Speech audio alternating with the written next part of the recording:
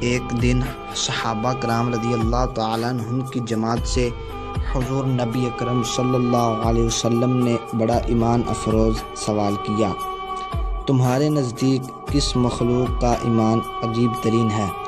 صحابہ کرام نے عرض کیا، یا رسول اللہ، فرشتوں کا۔ آپ صلی اللہ علیہ وسلم نے فرمایا، وہ کیسے ایمان نہ لائیں جبکہ وہ اللہ کی حضوری میں ہوتے ہیں اور ہمہ وقت اس کی تسبیح و تحلیل میں مشغول رہتے ہیں۔ صحابہ کرام رضی اللہ تعالیٰ عنہ نے عرض کیا، یا رسول اللہ، انبیاء کرام کا۔ آپ صلی اللہ علیہ وسلم نے فرمایا، وہ کیسے ایمان نہیں لائیں گے جبکہ ان پر وحی اترتی ہے۔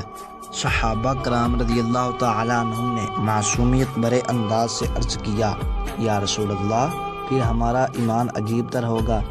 آپ صلی اللہ علیہ وسلم نے فرمایا، کیا تم اب بھی ایمان نہ لاؤ گے جبکہ تمہارے سامنے ہر وقت میرا سراپا رہتا ہے؟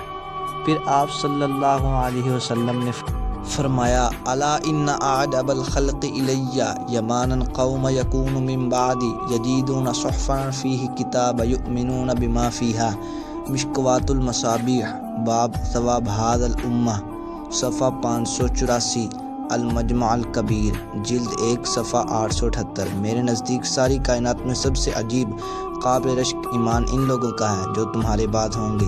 وہ صرف اوراق پر لکھی ہوئی کتاب دیکھیں گے اور اس پر ایمان لے آئیں گے۔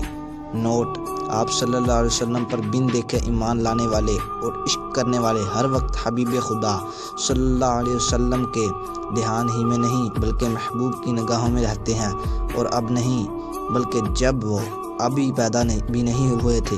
اس لیے آقا صلی اللہ علیہ وسلم نے آج سے 1400 سال پہلے فرما دیا کہ میرے وہ امتی جو بعد میں آئیں گے ان کا ایمان قابل رشک حد تک عجیب تر ہوگا۔